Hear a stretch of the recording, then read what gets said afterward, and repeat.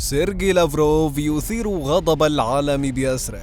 وزير الخارجية الروسي يفتح النار على اليهود ويرفع حدة التوتر بين موسكو وتل أبيب بتصريحات تهدد بتغيير موقف إسرائيل من العملية العسكرية الروسية على أوكرانيا. تصريحات أغضبت إسرائيل وطلبت باعتذار رسمي، في حين اعتبرها وزير الخارجية الإسرائيلي تصريحات فاضحة ولا تغتفر وخطأ تاريخيا مروعا.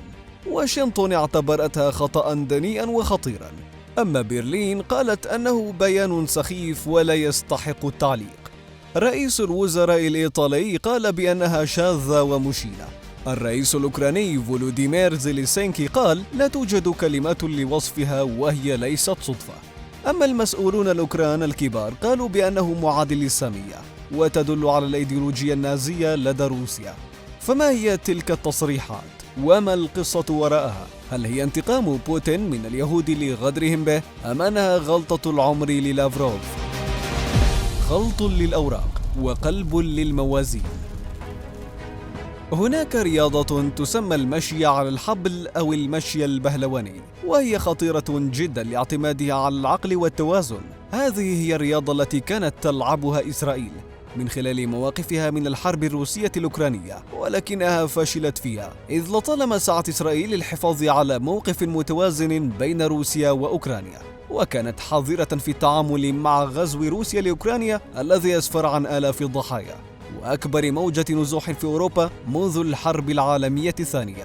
كما أنها تجنبت انتقاد روسيا مباشرة وسعت للوساطة في بداية الغزو لوقف إطلاق النار، لكن استمرارها في سياسة الحياد فشلت، ولشدة الضغوط الغربية عليها لدفعها لاتخاذ موقف واضح من الحرب على أوكرانيا، خرج وزير الخارجية الإسرائيلي يائير لابيد يتهم روسيا بارتكاب جرائم حرب في أوكرانيا، وهو ما أثار حفيظة الروس وأذن بإشعال فتيل التوتر بين البلدين، ليأتي بعده نظيره الروسي سيرجي لافروف ويزيد الطين بلة بتصريحات عن دم هتلر أغضبت العالم كله وليس فقط اليهود.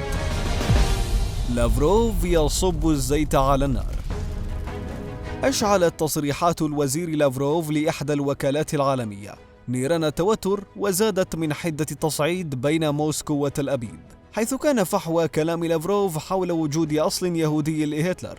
كلام أغضب إسرائيل ودفعها لاستدعاء السفير الروسي لإيضاح ذلك. أما موسكو التي تكرر مرارا أنها تريد نزع أسلحة أوكرانيا التي يقودها مؤيدون للغرب واجتثاث النازية منها، مبررة بذلك غزوها للجمهورية السوفيتية السابقة، إذ قال لافروف إن الرئيس الأوكراني فولوديمير زيلينسكي يرد على هذه الحجة بالقول: كيف يمكن للنازية أن تكون موجودة في أوكرانيا إذا كان هو نفسه يهوديا؟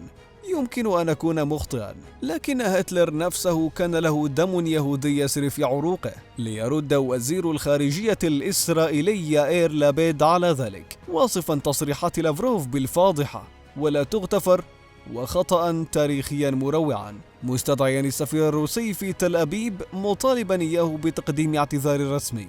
من جهته دان رئيس الوزراء الإسرائيلي نفتالي بنت استخدام محرقة اليهود في الحرب العالمية الثانية أداة سياسية، وقال: لا حرب في عصرنا تشبه الهولوكوست أو يمكن مقارنتها بالهولوكوست. وأضاف: إن استخدام إبادة اليهود كأداة سياسية يجب أن يتوقف فورا، إذن مثل هذه الأكاذيب تهدف إلى اتهام اليهود أنفسهم بأبشع الجرائم في التاريخ والتي ارتكبت ضدهم.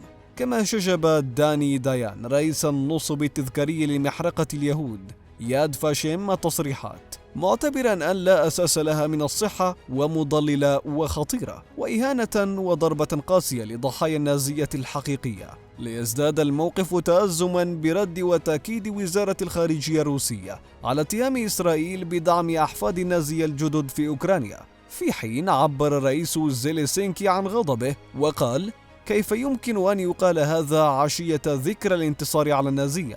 هذه الكلمات تعني أن أعلى دبلوماسي روسي يحمل الشعب اليهودي مسؤولية جرائم النازية. لا توجد كلمات لوصف ذلك. كما تساءل عما إذا كان السفير الإسرائيلي سيبقى في موسكو بعد الآن، وهل ستبقى العلاقات بين روسيا وإسرائيل من دون تغيير؟ مؤكدا أن كلمات وزير الخارجية الروسي ليست صدفة، كيف لا وهو خبير كبير في الهتلرية على حد قوله. وأيضا عبر وزير الخارجية الأوكراني ديميترو كوليبا عن أسفه لأن لافروف لا يستطيع إخفاء معاداته للسامية المتجذرة داخل النخب الروسية. أما مستشار الرئاسة الأوكرانية ميخالو بودولاك قال أن تصريحات لافروف المعادية للسامية علنا هي دليل آخر على أن روسيا هي خليفة الإيديولوجيا النازية. غضب دولي. لم يقتصر الاحتجاج والتنديد على إسرائيل وحسب، بل عبرت واشنطن على ذلك بلسان وزير خارجيتها أنتوني بلينكن، الذي قال يجب على العالم أجمع الاعتراض علنا على هذا الخطاب الدنيء والخطير ودعم شركائنا الأوكرانيين في مواجهة الهجوم الشنيع للكرملين. وصفت الولايات المتحدة كييف بأنها شريك مهم في مكافحة معاداة السامية، وقالت إن الهجوم الروسي يعرض اليهود وغيرهم للخطر.